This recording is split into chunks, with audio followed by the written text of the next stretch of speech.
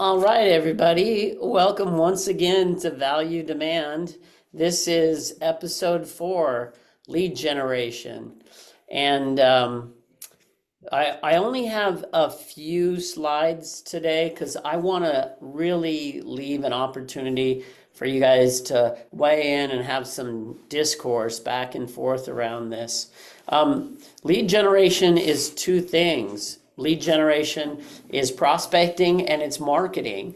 And a lot of times for me and for people on my team like Courtney, those actually happen at the same time, both prospecting and marketing. So when we're out door knocking, for those people who answer the door, which is about 25% of the people, we talk to them, and the minute we're talking to them, we're prospecting, right? Because prospecting is dialogue, or anytime you're on the phone or in front of somebody or texting back and forth, because you say something, they give you a response. It's like playing tennis or pickleball, if that's your thing.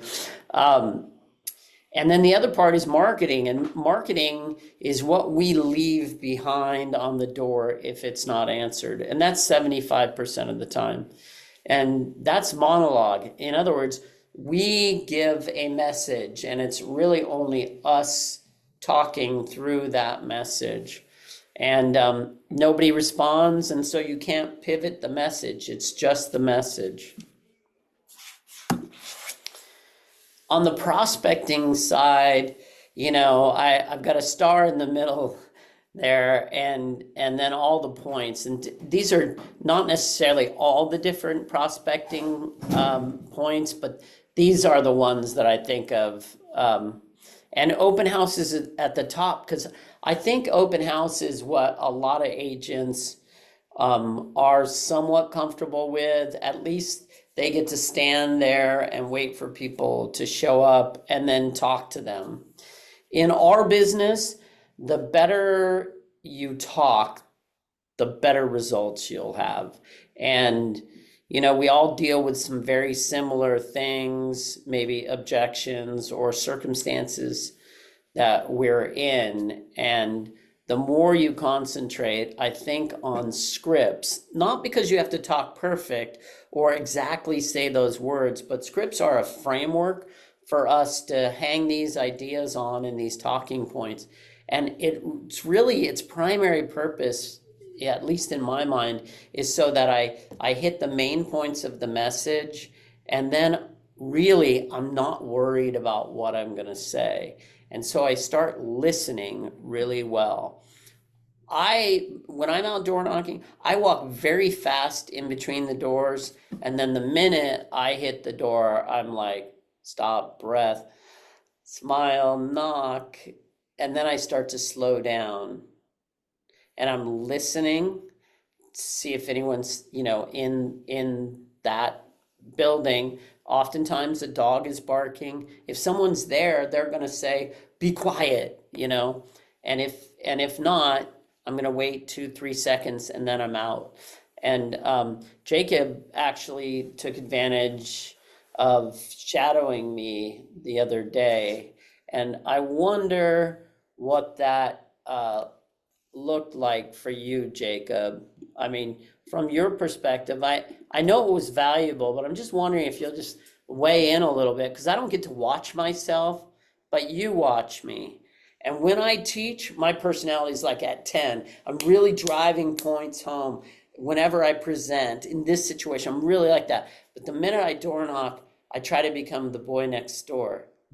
I bring my personality down a little bit, at least in my head, and I become informational.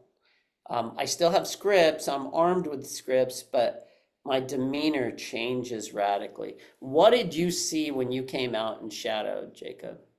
You definitely weren't kidding. You really do walk fast. I'm tall and I was like, "Ooh, my legs are starting to hurt." So you definitely walk fast, but I did notice every door you go up to, I can see your ears kind of perk a little bit. You're listening a lot more intently than I'm listening, I noticed. And so you caught on to some noises that I was like, "Oh, nobody's home." And you're like, "No, someone's home." So you're really good at listening there. Yeah, when the dogs are barking, talking if the door was open, hey, trying to get like to the people, talking over the dogs. It doesn't bother you, it doesn't phase you. Where me, a couple of them came running up and I was like, oh, okay, there's a bunch of dogs there. But when you do talk to somebody and they come up, I can see you relax a little bit. So it comes across a little bit more friendly. And when you're talking to them, we talked about some of the dialogue that you keep, and you're like, oh, these are the things that I'm trying to get to. You do them. Sometimes it doesn't happen all like A, B, C, D. It's you start with, hi, my name is Dominic, and then it might get a little bit more casual. It might be a little bit more informative. You're really good to adapting to the person that's at the door. And I feel like you're really good at figuring out who they are almost immediately just by the way they open the door. And then you're very good at matching them and following that script, but also adding in more friendly dialogue to make them feel comfortable. And it was Yeah, a really good learning experience. yeah, that's great, Jacob. Thanks for sharing that. That's a really interesting thing that I don't notice, and I wouldn't have caught this had you not, made that contribution just now. But I think I've knocked on so many doors that my brain's doing calculations that I can't possibly keep track of, and so I'm probably shifting a little bit according to that person. Yeah. If somebody comes on really aggressive, I'm really like to the point, very like, Hmm. but I almost match their aggression, but not in an aggressive way. If somebody comes on really soft, I feel myself shrink in size a little bit. I'll be, especially women, like I'm a guy. If guys don't know this, they should. Half the population, women, are in stranger danger to you. So I'm gonna actually bring my vibe. Like I probably shrank by about an inch or a half inch. I would guess. I'm like, hi, and I kind of duck my head a little bit and I wave. So a lot of times I'm doing hand gestures, and I might actually demo some of them today. I'm doing hand gestures when I'm at the door because it makes people, A, more comfortable to see your hands. And if you've ever watched anybody who's nervous, it shows up in their hands. So if my hands are doing something, it usually is a good thing. I want to, oops, I want to go back to this for just a sec. So, so open house, that was a little bit about door knocking. Certainly, as we go through the next, you know, uh, few months, we're gonna sometimes talk about phone calling, sometimes door knocking, sometimes like working a party or gatherings. I mean, weddings, funerals, and texting too. I like texting because I can show my sense of humor by throwing memes at people too. And when I'm out door knocking, I make it a point to text the person right away. Like either when I'm leaving the house, or sometimes if I see that they have their phone on them, I'll text right in front of them. I know it sounds weird, but I'm just confirming, yep, that's the right phone number. And also, this is important, so I'm doing it right now. And I'll tell them that I'm doing that. You guys, I didn't share my screen, did I? This is awesome. So me. Did you guys feel free to go, hey, you're not sharing your screen. Um, I wonder, I may have to, oh no, there it is. Yay.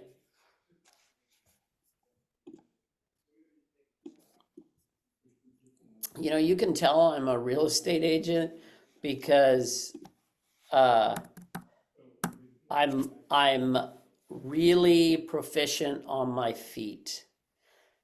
That's not a door knocking, metaphor. That's actually like I talk for a living and I'm very comfortable pivoting and moving around.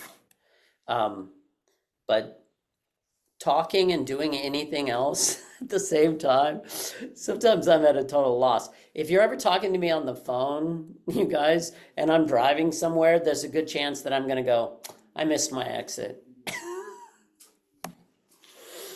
So this and you guys will have these. I'm just going to dip through these slides really quick because I talked about them. Lead generation is prospecting and marketing.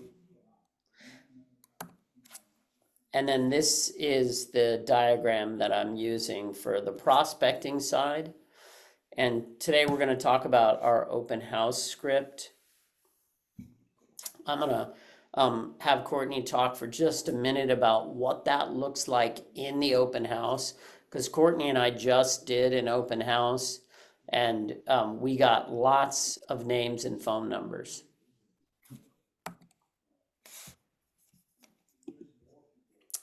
So here's our open house script, and this is what it sounds like naturally. So somebody comes into the open house, and I have a flyer in my left hand, and my right hand is ready to shake. And I go, "Hi, I'm Dominic," and I kind of usually slide my hand out, and I will tell right away if they want to shake my hand. I know post-pandemic handshaking is different, so if I see a hesitation, I might bump or chicken wing them. That's kind of up to them. Or if they pull back a little bit, I go, "Here's a flyer." I just skip right past that, and I go, "Here's a flyer for the open house, and make yourself at home." "I'm sorry, what was your name?" So I'm always getting their name. In part, it's sort of a security measure, right? I don't want strangers in the house, and I would do it at a party at my house. If I opened the doors and I was having a party and someone walks in, I'd go, "Hi," and I didn't know them. I'd go, "I'm Dominic," and they'd go, "Oh, I'm whoever." If somebody doesn't do that when they come in your open house, that's sort of a little bit of a red flag. Almost everybody gives me their name. The minute they give me their name and I say, "Here's a flyer for the open house, make yourself at home, let me know if you have questions." Once I say that, I have got my phone in my hand, and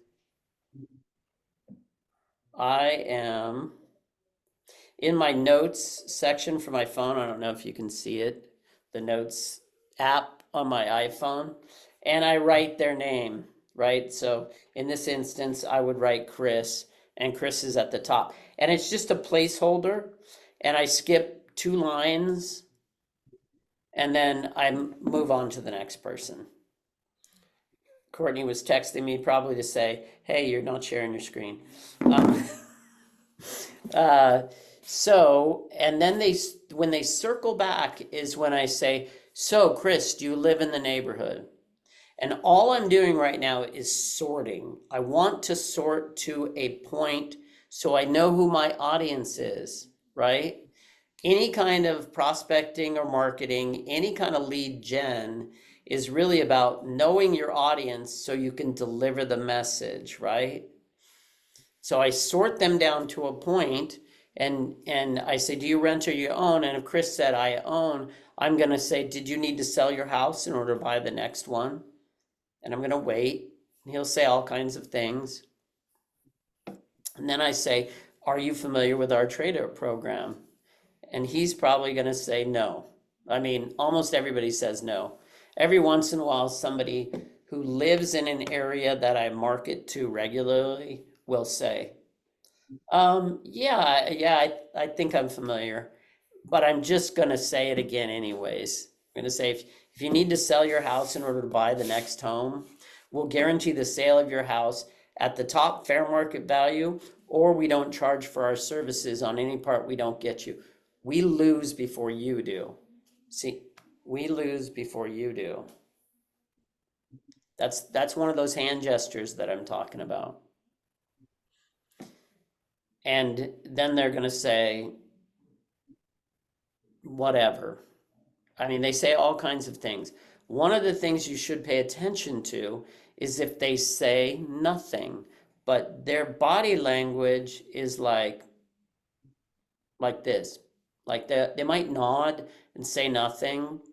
And then I'm going to ask them, "How does that sound?" Because I want them to externalize what they're thinking.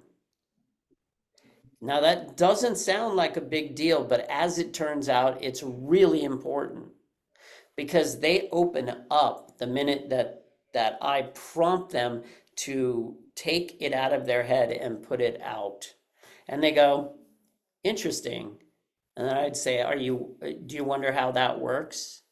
And they'll probably go, yeah. It takes me about 10 minutes to walk through your home so I can see the condition. Condition plays such a big part of value in this market. And then they go, oh, okay. And then I'm usually going to say, when is a good time for me to take a look at your place? And I'm stopping and pausing.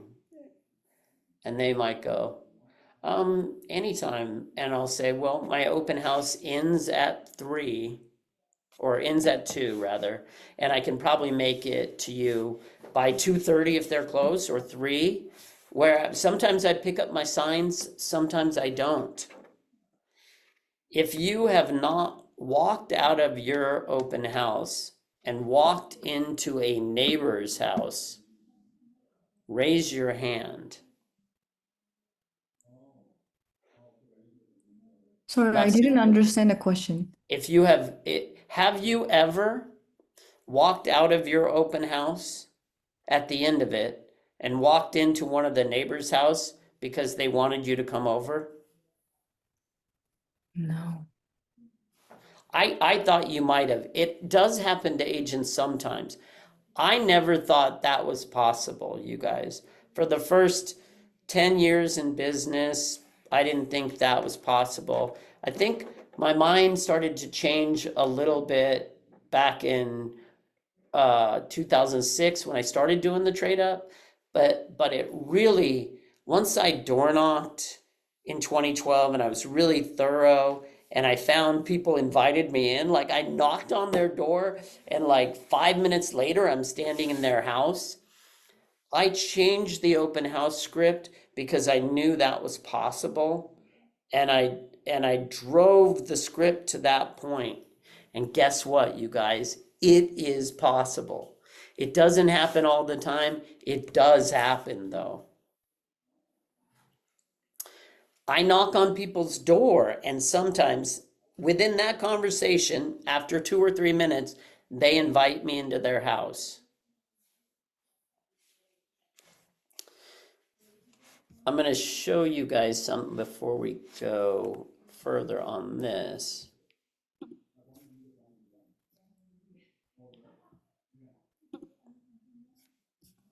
This was my door knock today.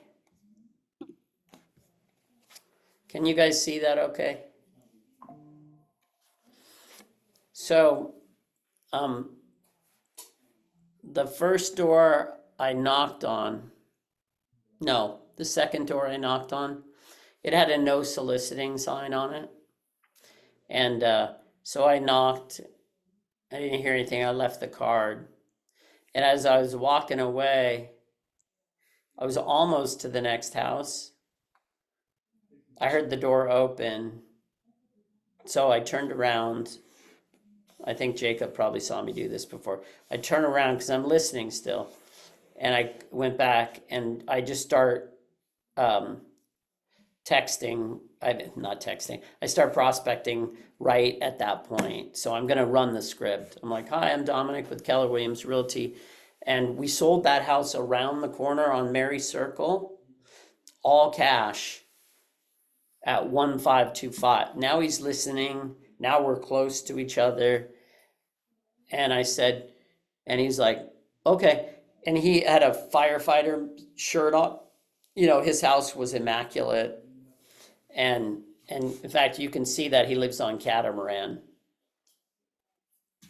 That's really a little Easter egg to Courtney, like knock on doors in Catamaran, because I ran into a bunch. And he was in a hurry, but he said, I said, we have another house that's coming up. And he's like, oh, how much is that going to be? And he's like, that's too far out of my budget. I'm looking to 1031 out of my Seabridge condo. Somebody we know lives in Seabridge. And 1031 out of that, and into a house, but he's in the 1.4 range probably. That house is going to be too much for him. But he's going to convert his rental in Seabridge to a house now. He wants a house. He wants out of the Seabridge Condo Association. So I just was like, Dave, what's a good phone number for you? The minute somebody tells me something personal like that, I'm going to go for the number right away. I'm like, I don't even mess around. I'm just like, Courtney's seen me do it in an open house and at the doors. I'm just like, honk. They don't care. But I've also knocked on hundreds of thousands of doors, and my brain somehow knows all these signals. But I'm telling you, you can be more straightforward than you think you can. And if you don't know it's possible that somebody will show you their house off the open house, if you don't know it's possible to walk up to a door, knock on it, have somebody answer, and because you're comfortable with script and you have these ideas and you listen, they let you into their house. And then you walk through their house, and a couple weeks later it's on the market and you're the listing agent. This is what's possible if you have a strong value proposition, good script, and good script is the script you use, and you use it, and over time you alter it and it gets better. You'll edit yourself without even knowing. You'll watch somebody's eyes light up and you're like, well, I'm using that again. That's where We Lose Before You Do came from, you guys. I think actually that's probably one of my best pieces of script ever. We Lose Before You Do. I said it one day at an open house, and the person goes, that's great. And in my head, I was thinking like, yeah, that's great that you want me to lose. But that is what they're thinking. That is an integrity marker. I'll take the hit before you do. So the next door I knocked on, the neighbor right next door, I didn't knock on it because I turned the corner into the walkway and a dog was sitting in the open doorway looking at me. And I was like, oh, hey, bud. And he's like, he didn't growl, but he didn't move. And I was like, knock, knock, which is what I say to any open door I'm walking up to. I go, knock, knock, because it's what a neighbor would say. So I'm like, knock, knock. And I'm usually waving when I do it. I don't know why, it seems stupid, but I'm like, knock, knock. And he came out of the garage because the garage door, the side door, was right next to the front door. They didn't have direct access. And he comes out and he goes, hey, and he's also looking to his dog. He wanted to make sure his dog didn't come after me. And I said, I'm Dominic, blah, blah, blah.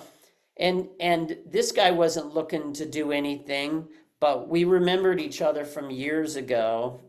And I just asked, can I keep you up to date on stuff we have coming on the market? Because I mentioned that other house that we have that's coming up.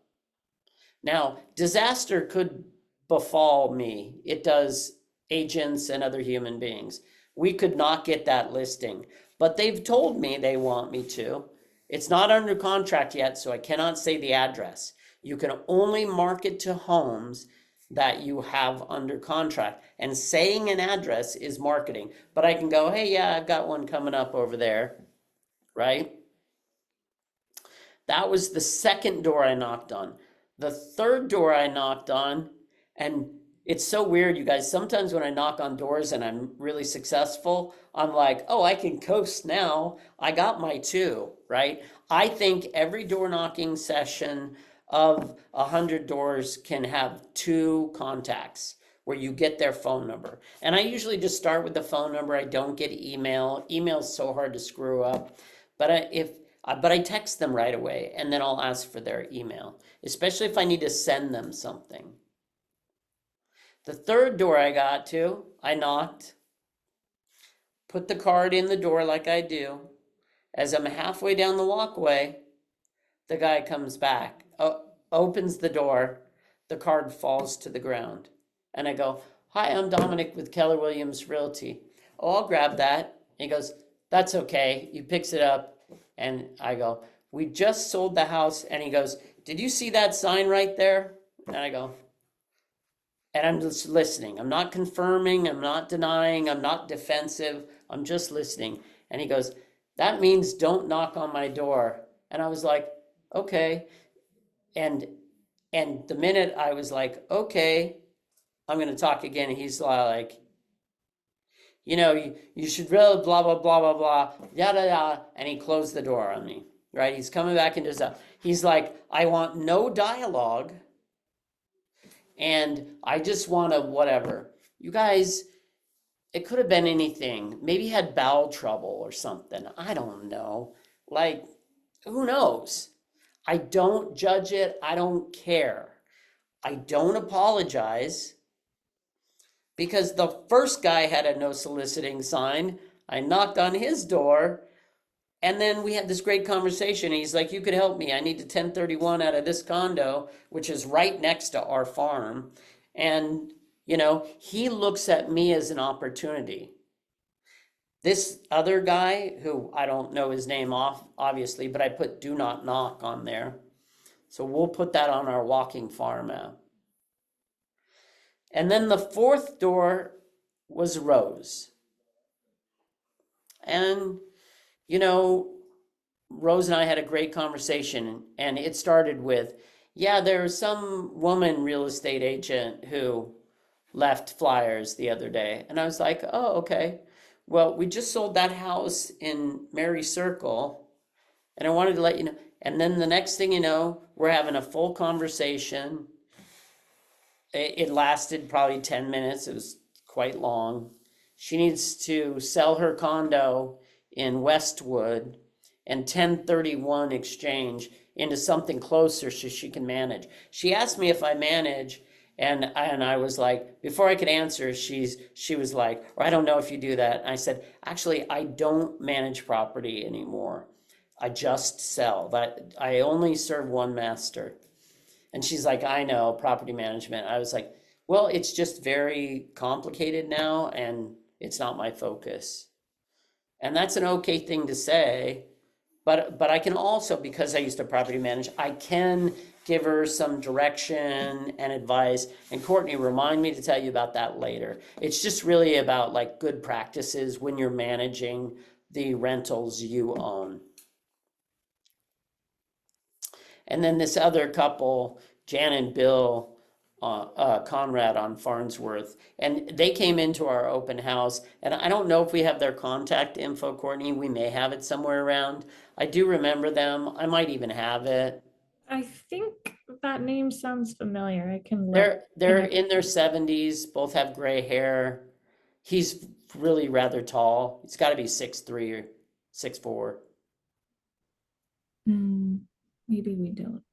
Well, since you're unmuted, Courtney, what was it like to be in our open house on Mary after we knocked and invited, 500 homes? I would guess we probably knocked on at least 300 of the 500 doors because we were running out of time, so I just hung some of mine. You guys, there are times where I've been just so strict and disciplined about it. I'm like, every door, every time. And, it just gets busy sometimes, and I got to hang door knockers. I run out of time. I ran out of time today because Rose. But like, "Hey, Courtney, want to go sell a condo in Westwood?" Yes. Yeah. Or how about one in Seabridge? Would that be convenient enough? Yes.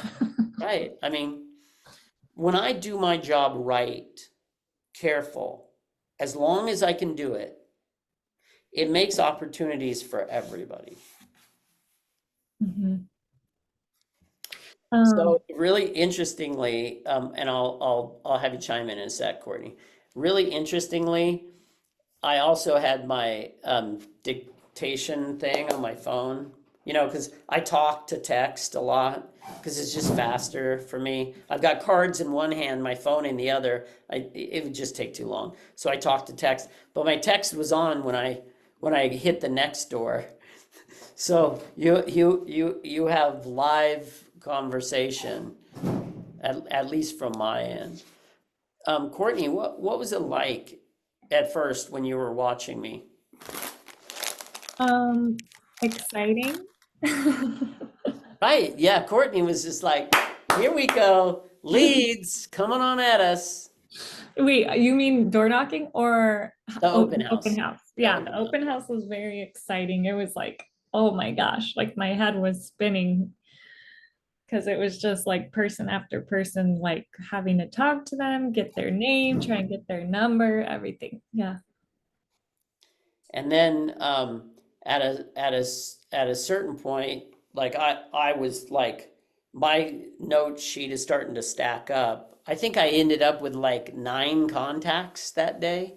Yeah. That's a lot. And at a certain point, when I was maybe 4 deep, I looked at Courtney because I mean I'm doing my job, so I'm concentrating. And I was like, how many contacts have you gotten?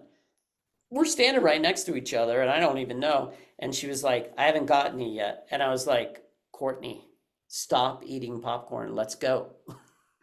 And this was the first open house that she had ever been to like that. And I'm not bagging on Courtney. I certainly don't. I hope no one thinks I am, because Courtney is already an excellent agent who knows how to use appraisal guidelines and adjustments, can door knock as well as probably most door knockers, and that means she's 95% better than every other agent out there. I mean, I'm sorry to say that, but I know what's out there. I know what other agents do and don't do. Courtney's already got a skill set that's up here, and she just started. But that was the first time she was in an open house, and it's a different position, it's a different vibe, different energy. And I do a lot right now of talking to Courtney and Stephanie both about like owning the position, like kind of like feel your strength, kind of like feel that you're an opportunity for people. Because if you do all the right things, you are 100% look like an opportunity for those buyers and sellers. Know that for sure, no doubt. And then all you have to do is like use script until you have courage, and then your courage, the ability to do the job will take over for you. And you'll be getting phone numbers and contacts. And then you'll have an added problem. My problem is follow-up. Courtney is probably going to be better at follow-up than I ever was. And she's going to be better because she sees the opportunity now. And I told her right from the beginning, it's like, we need to keep this organized. And Courtney is like an organized person. She can handle this stuff. When I first started door knocking, you guys, I've said this before, I just used to take the cream off the top. And I would actually say that really proud. Oh, I just take the cream off the top. Idiot. Underneath the cream is milk. And you're damn sure you can survive and have a really nice life with the milk, right? I mean, that's an important thing. And as it turns out, it's really important for Courtney.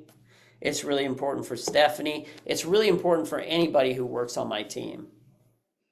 And Jacob, I could see you becoming like a proficient door knocker, somebody who's proficient at an open house. And at the young age of 24, you could have a team.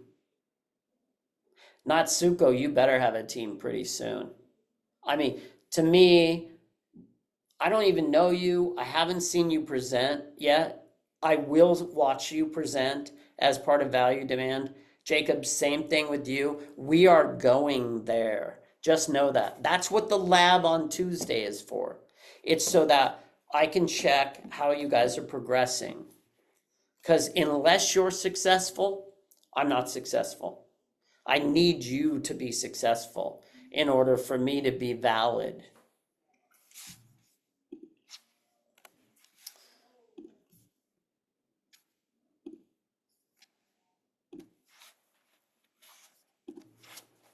So the other side of lead gen is marketing.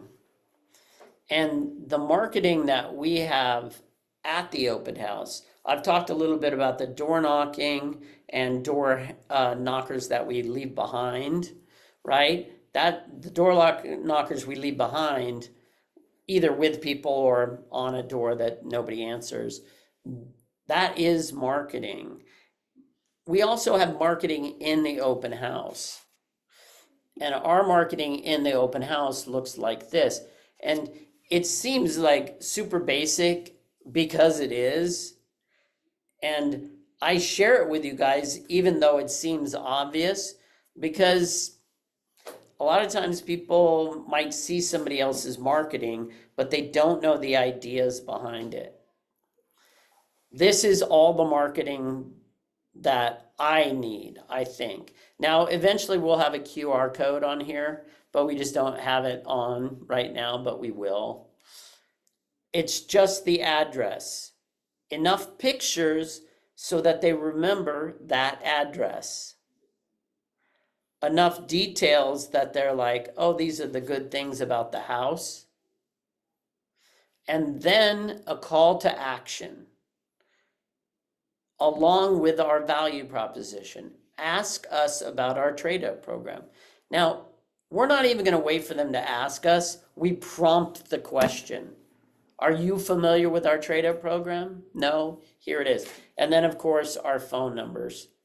And this is a full sheet, and we cut it in half. One,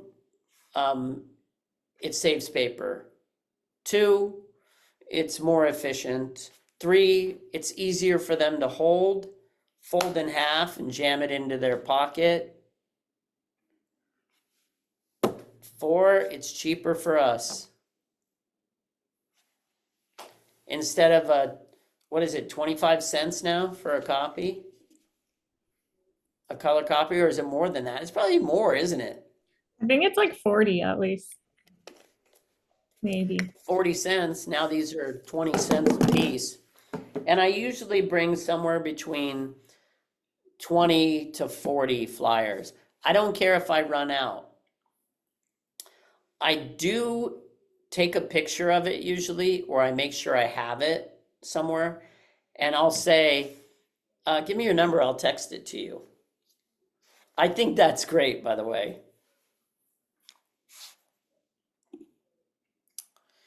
So I want to quickly, we have about 20 minutes left, and I want to go through just the homework recap, because I know we're still getting used to this part.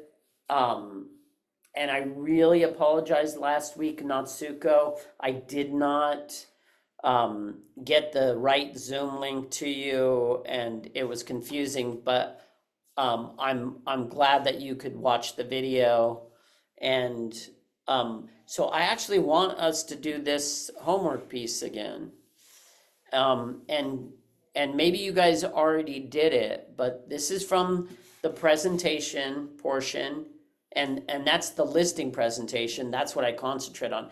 But if you guys want to see a buyer's presentation on one of these presentation days, we certainly can do that for sure. So for Tuesday, I want you guys to pull an example either from your sales or from the multiple listing service of a home that the price started low and it got bid up. And I think, Tammy, for sure you have an example of that. I know you do. Yeah, I do. And I think Karina last week said, I don't know if I have an example of that. Karina sold lots of property, but you know, maybe she didn't think she had one, or maybe she didn't look. Natsuko, you've listed and sold properties, and I would guess that you've had it go up in value. I have one. You've listed one. I've listed one, and that was the one that went listed up. below and then went up. You're batting 1,000. That's what that's called in baseball. Literally. That's awesome. That's great. So I want you to just pull that up, pull that picture off the MLS, and or pull a screenshot of the MLS just like I did, and insert that into the listing presentation. Also, maybe go back and do a fair market valuation of that home. And the way you do that is you're just going to pull the 6 months back from the date that it listed, not sold. Make sure you do it correctly, right? Or a day before it listed or something like that. And Jacob, you might not have one, right? I don't. I have the opposite. So no, we don't want that. I don't want that either. Yeah, so what I want you to do is just look on your MLS, something within the last year or two that listed low and sold high. Now, it doesn't have to be yours, but maybe it was from your office. You would say, here's a property we sold, right? Careful with the language that we sold. That would be the best.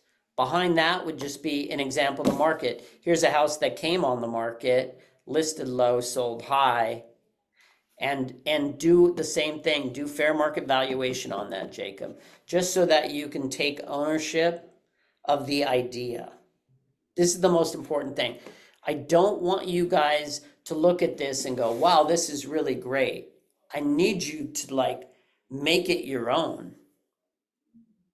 And that's what we're gonna do on Tuesday.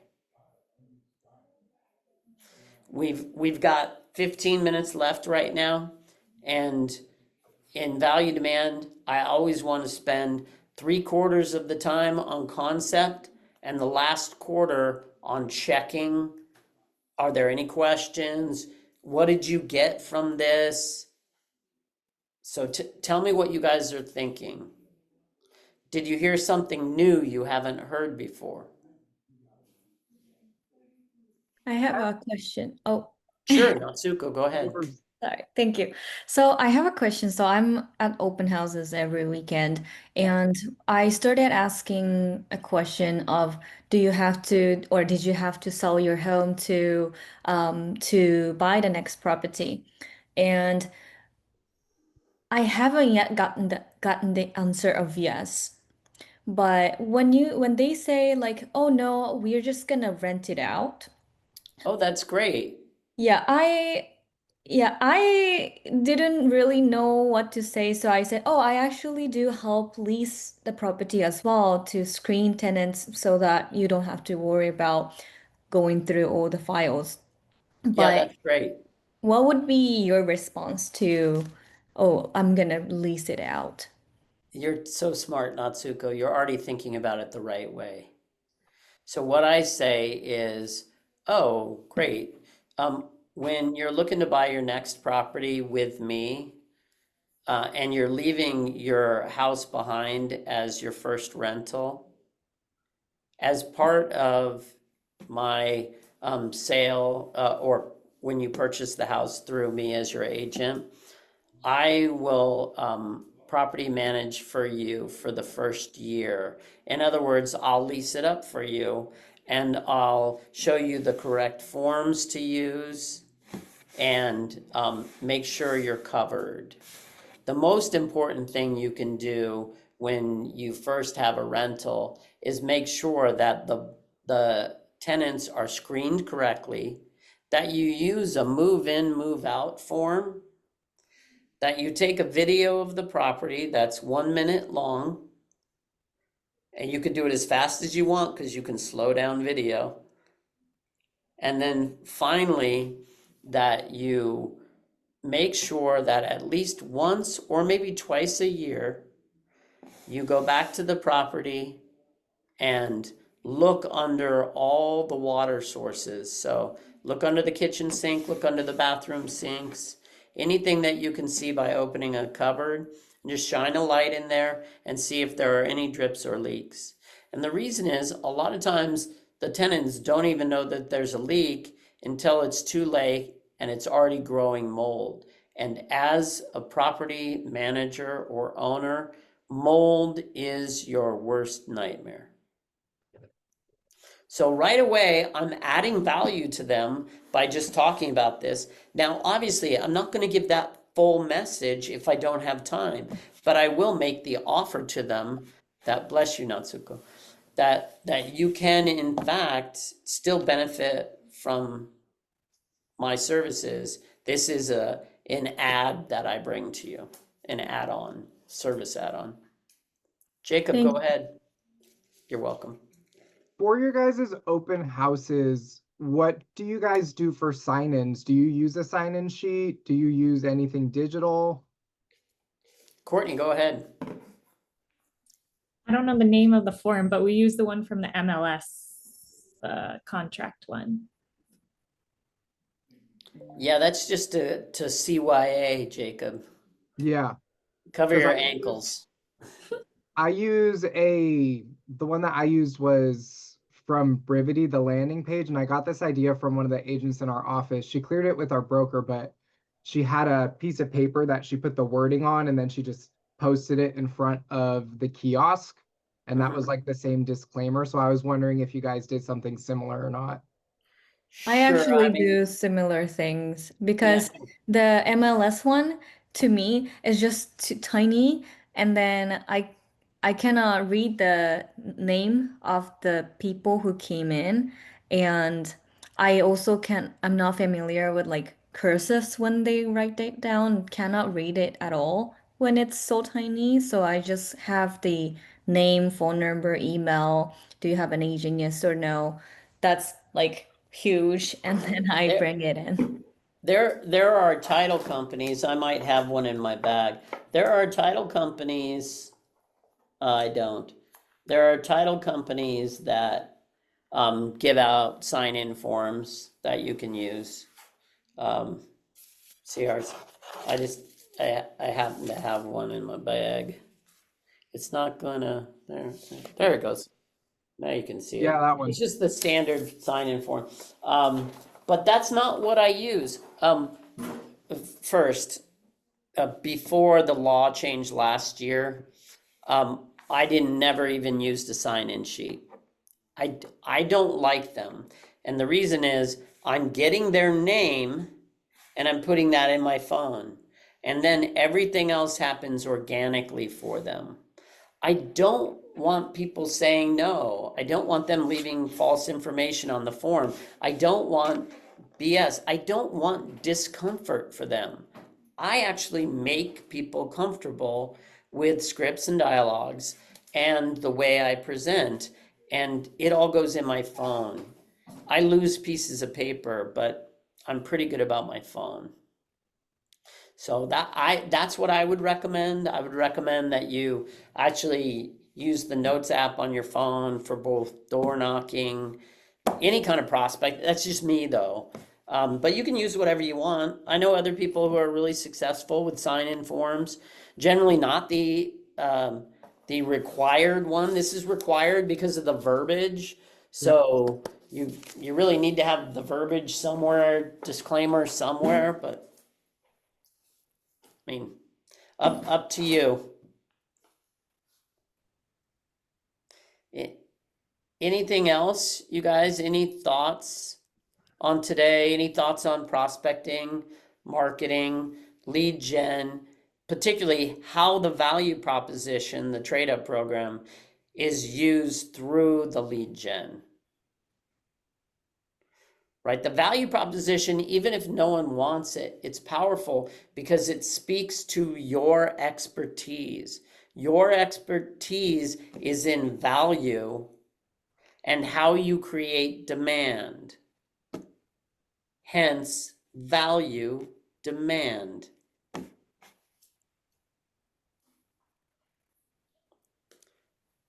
Thoughts, questions, comments? Jacob. So I know that you do the door knocking, the open house, and then you text message them. Is there any other ways that you also like to prospect? Yeah, I call my SOI too, right? There were times in my 25-year career where, like when we were going through distress and the property values were dropping, I would call through my database because one of the things I could do for them was get their property tax basis lowered. That requires a BPO. If you go to your county, They need it organized in a way that is actually the way I've taught you. So you can effectively, in times where the market drops, you can go through your database and say, hey, I'm calling all my friends and family and past clients to offer a free update of your home's value. And they go, oh, okay, thanks. You're like, yeah, and I'm doing that in case anybody is looking to sell, refinance, or have their property tax lowered. And they're like, what? Property tax lowered? And you're like, yeah, you can do that as part of that. It's not going to get lowered in the market we're in right now because we've been up and it's, you'll end up raising your client's property tax. But I still will call through now and say, hey, I'm offering everybody a free update of their home's value. I can use appraisal guidelines and adjustments, show you exactly what your house would appraise for. The people who bought in 2023, 22, 23, 24, this script is going to become in handy when we drop to 5.5%, because those 7%ers are going to go, yeah, I want to refi. You'll be your lender's favorite person, that's for sure. But what you're doing is you're saving your client the expense of an appraisal that doesn't come in at the right value, right?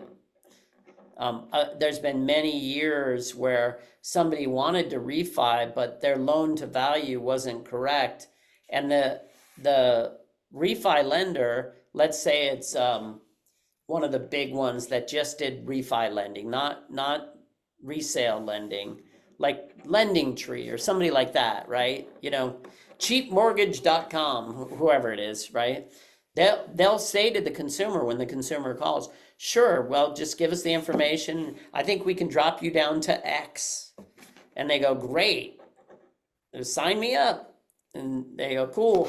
And they say the first thing we need to do is a desktop appraisal, blah, blah, blah. Sign here and give us your credit card. And they ding the credit card for $500 or $600, but the loan to value doesn't come in, where you can keep that from happening just by telling your client, hey, your home is worth 1.2, and maybe their loan on it is still 950,000. That won't get them to that 25% mark that they really need in order to get the new refi.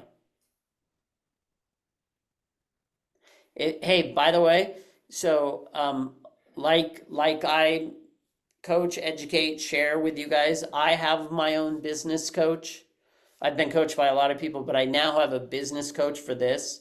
He's a doctorate of education, and we're always talking about what I'm transmitting to you all and what you're absorbing. So if the fire hose is ever too big, you can tap, okay? And also, I know that everybody absorbs things differently. Some people have greater capacity, some people have less capacity. But I really need to check how you guys are absorbing this. And we may do some live stuff too. Natsuko, you're in Irvine, fairly close. Courtney, you're in Huntington.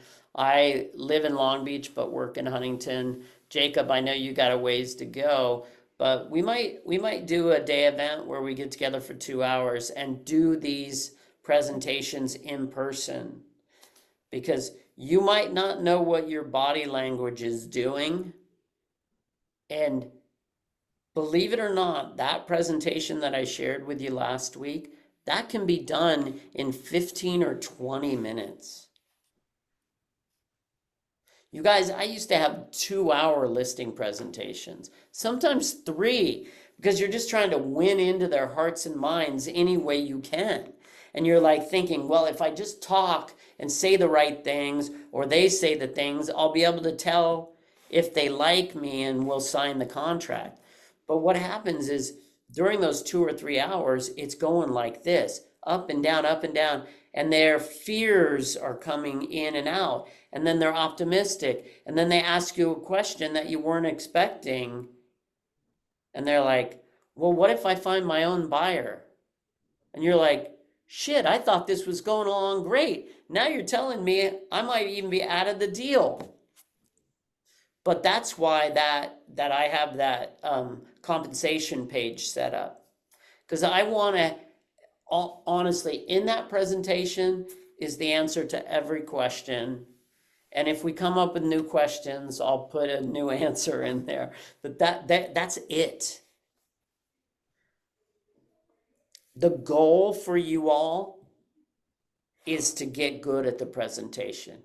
Even 80% good, but good at the presentation. And there's 4 slides that really matter. There's the slide on fair market value, right? Appraisal guidelines and adjustments. There's the slide on supply and demand. There's the actual CMA. And then there's the marketing plan laid out at the end. Those are the 4 slides. There's other slides in there on what we do to like cause more demand, but that's sort of just like a marketing presentation. But those 4 slides, I want you to get good at those. Courtney, I'm talking to you. I know. Like that is where you're going. You can gloss over the other stuff, and then if they ask you a question that applies to the other stuff, you can go back and grab it. But you should know what's in there. And I know, Natsuka, you're starting to change yours. Jacob, have you been starting to change yours at all? I've started changing them. Yeah, good. Well, I want you guys to change at least the example of low to high. There's probably actually 5 slides because that's a slide to itself, right? That's evidence of success.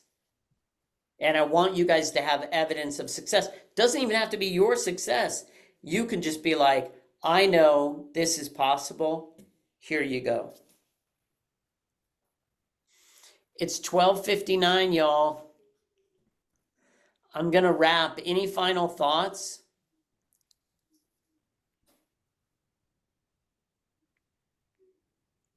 Thanks, everybody, for being here. Appreciate you all. Thank you. Thank you. Yeah.